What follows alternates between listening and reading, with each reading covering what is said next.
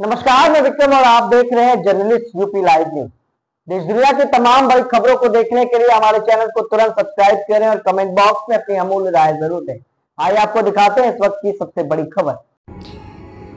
विश्व हिंदी दिवस के अवसर पर समाजवादी पार्टी के मुखिया सपा सुप्रीमो अखिलेश यादव ने अहम प्रेस कॉन्फ्रेंस का आयोजन किया। इस मौके पर समाजवादी पार्टी के अध्यक्ष अखिलेश यादव ने तमाम वरिष्ठ पत्रकारों को और हिंदी दिवस की सभी को शुभकामनाएं एवं सम्मान किया। इस मौके पर अखिलेश यादव ने बीजेपी पर जमकर निशाना भी साधा। आइए आपको दिखाते हैं कि अखिलेश यादव ने प्रेस कॉन्फ्रेंस में क्या कुछ कह डाला।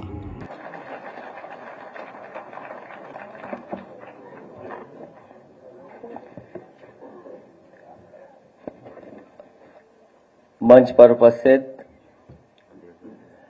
समाजवादी पार्टी के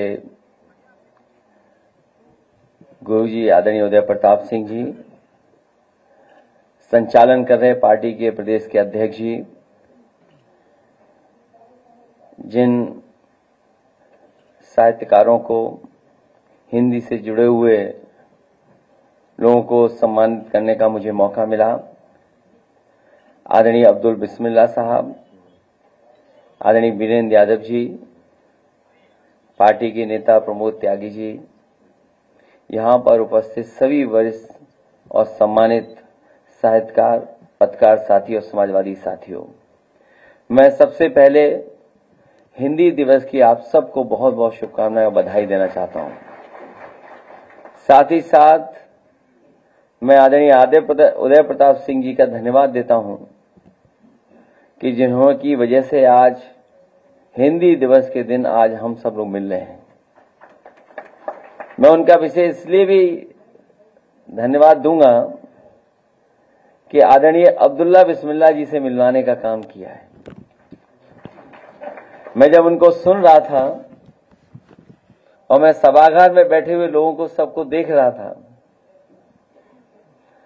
बहुत दिनों बाद चेहरों पे खुशी दिखाई दे रही थी उनकी बातें सुन करके, और मुझे लग रहा था कि पत्रकार साथी और सुनना चाहते हैं, लेकिन समय न होने की वजह से वो जितना कुछ कहना चाहते थे वो नहीं कह पाए।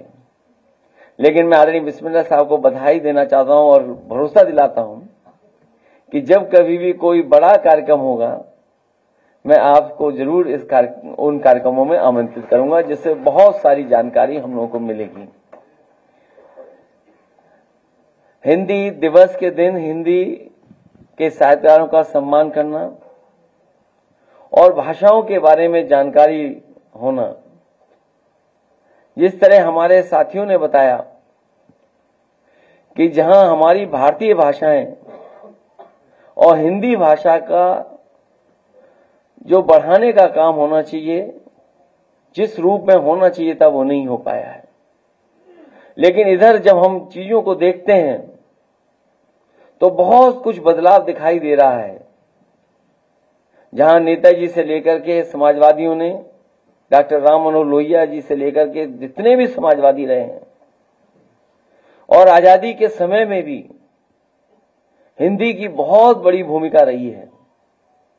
जहां आजादी के दीवानों के बीच में हिंदी की वजह से ही और हिंदी उर्दू दोनों भाषाओं की को लेकर के एक क्रांति हुई, लोग जुड़े और भारत को आजादी मिली। जहां हमारी राष्ट्रीय भाषा बनी, वहीं हमें भारतीय भाषाओं को बढ़ाने का भी काम करना चाहिए। जहां हिंदी भाषा को हम लोग इतनी राष्ट्रीय भाषा के रूप में मानते हैं, वहीं कई बार और प्रदेशों में बहस छिड़ जाती है। तो मैं यही कहना चाहता हूं, जितना हिंदी भाषा का सम्मान हम लोग कर रहे हैं, उतना ही भारतीय भाषाओं का भी सम्मान करें।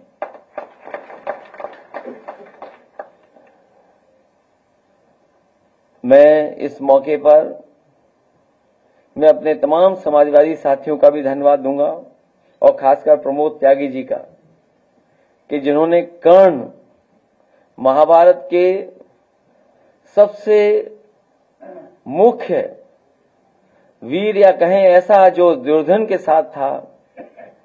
दुर्योधन को भी ये पता था कि अगर कर्ण रहेगा हमारे साथ तो महाभारत जीती जा सकती है, और कर्ण अगर हमारे साथ नहीं है तो महाभारत में हम दूसरे पक्ष का मुकाबला नहीं कर पाएंगे। और कई बार ये मौका मिला है और इसमें सीखने को मिला है कि एक मित्र क्या होता है। एक ऐसा मित्र जिसे ये पता था कि मैं युद्ध हारूंगा और मेरी जान जाएगी, लेकिन उसके बावजूद भी उसने मित्रता नहीं छोड़ी, ऐसा पात्र कर्ण है। मैं गुणवीर राणा जी का भी धन्यवाद देता हूं जिन्होंने आज अपनी किताब आंसुओं की सभा को भेंट किया है। इसके साथ साथ जितने भी साहित्यकार हैं मैं उनका भी स्वागत करता हूं और भरोसा दिलाता हूं जिस तरीके से राम मनोहर लोहिया जी, नेताजी और समाजवादियों ने जो हिंदी के बढ़ाने के लिए, संवर्धन के लिए, संरक्षण के लिए जो काम किया है उस काम को आगे बढ़ाएंगे। मुझे याद है आदरणीय उदय प्रताप सिंह जी जब हिंदी संस्थान के अध्यक्ष उपाध्यक्ष थे, उन्होंने हिंदी के लिए बहुत महत्वपूर्ण काम किया। जितने भी साहित्यकार थे, कवि थे, उन्हें ढूंढ ढूंढ करके सम्मान करने का काम उस समय हुआ था। यश भारती से भी सम्मानित करने का काम हम लोग किया था। हिंदी बढ़े, हिंदी के साथ साथ हमारी भारतीय भाषाएं बढ़ें, हमारी उर्दू बढ़े, यही संकल्प लेकर के हिंदी दिवस की मैं आप सबको बहुत बहुत बधाई और बहुत बहुत शुभकामनाएं देना चाहता हूं कि आपने, क्योंकि कर्ण और दानवीर कर्ण और त्याग का इतना बड़ा उदाहरण कहीं नहीं मिलता जो महाभारत में हम कर्ण के माध्यम से सीखते हैं, देखते हैं और सुनते हैं। लेकिन जैसा अभी कुछ देर पहले कुर्सी की बात हो रही थी, तो राजनीति में अपने विचारों को लेकर के, अपने कार्यक्रमों को लेकर के, सिद्धांतों को लेकर के अगर कुछ त्याग करना पड़ेगा तो हम समाजवादी लोग तैयार रहेंगे।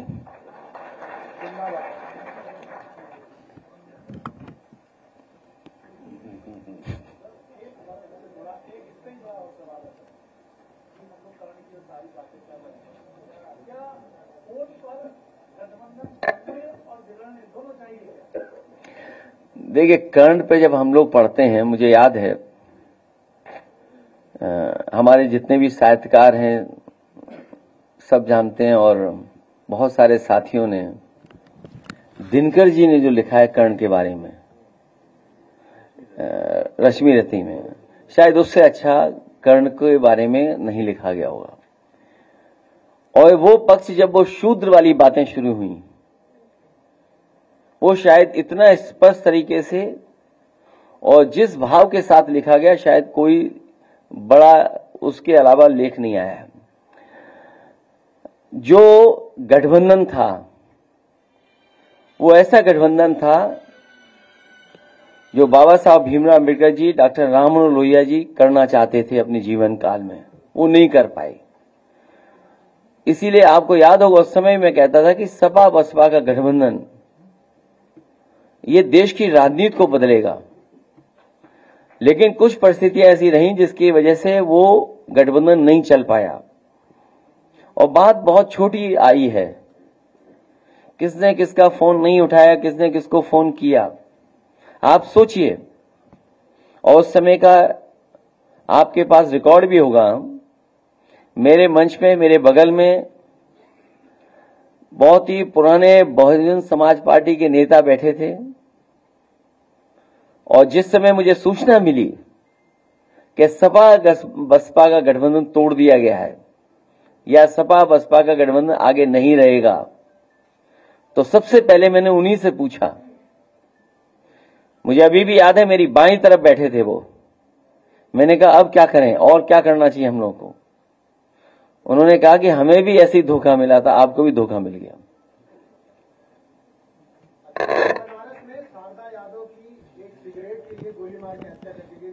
देखिए, ये बात और मत छेड़े क्योंकि मुझे जाना है दिल्ली और देश के बड़े नेता सीताराम येचुरी जी के कार्यक्रम में शामिल होना है।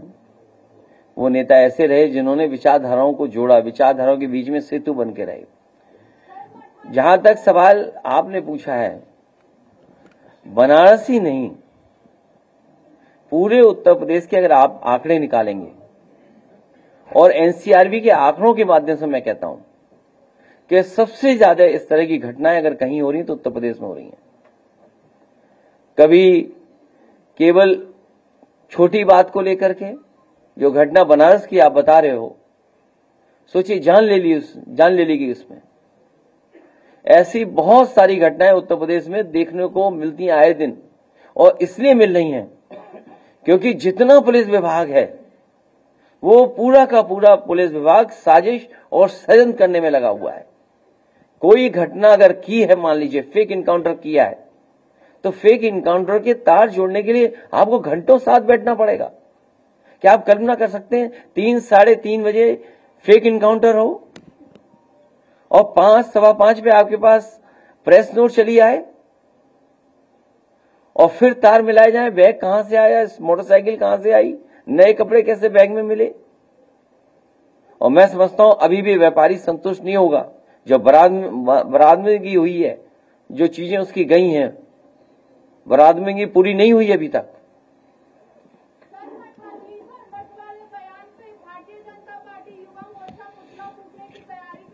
वो तो बहुत अच्छा कर रहे, उन्हें तब भी करना चाहिए था जब किसी नेता ने ये कहा था ये इनको मारो जूते 4।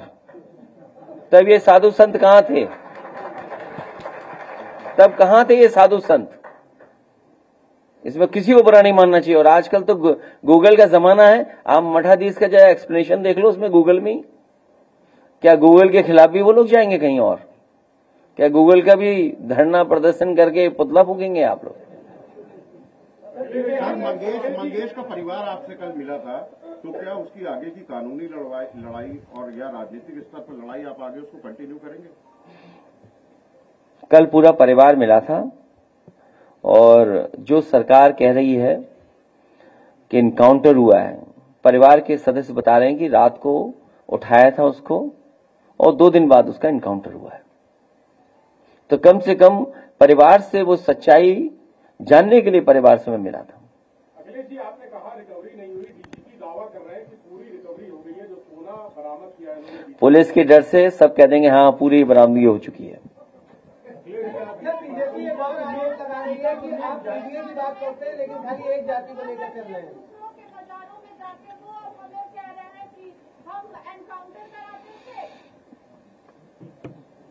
मैं समझ नहीं पाया क्या पूछ रही हैं।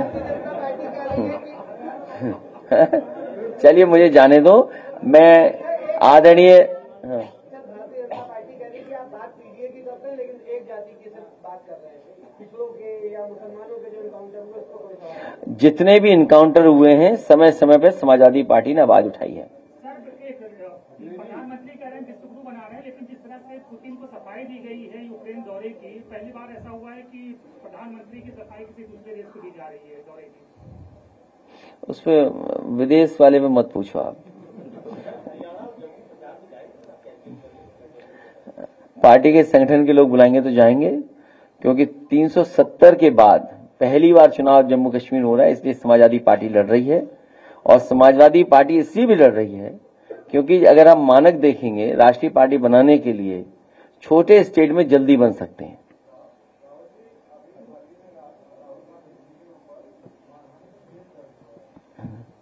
मुझे लगता है यहां भी हमारे ऊपर भी मानहानि का केस दर्ज होने जा रहा है।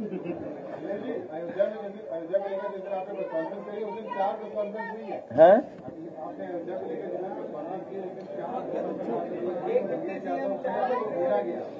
देखिए, ये हमारे पत्रकार साथी बहुत महत्वपूर्ण सवाल पूछ रहे हैं और उन्होंने ये कहा, मैंने अपनी प्रेस कॉन्फ्रेंस में भी यही कहा था कि अयोध्या जैसी पावन धरती पर अगर इस तरह का जमीनों को लेकर के भ्रष्टाचार हो रहा है तो आप कल्पना करो और जिलों में क्या हो रहा होगा। भारतीय जनता पार्टी और उनके तमाम पदाधिकारी और नेता जब से इनकी सरकार बनी है जमीनों के काम कर रहे हैं। सबसे बड़े भूमाफिया के रूप में उभर करके आई है पार्टी। केवल जमीनें नहीं, कई जगह इन्होंने तालाब कब्जा किए हैं, तालाब भी समाप्त कर दिए हैं। आपके लखनऊ शहर में ही कई तालाब खत्म कर दिए और प्लॉटिंग हो रही है। तो बीजेपी भारतीय जनता पार्टी नहीं, भारतीय जमीनी पार्टी बन गई है।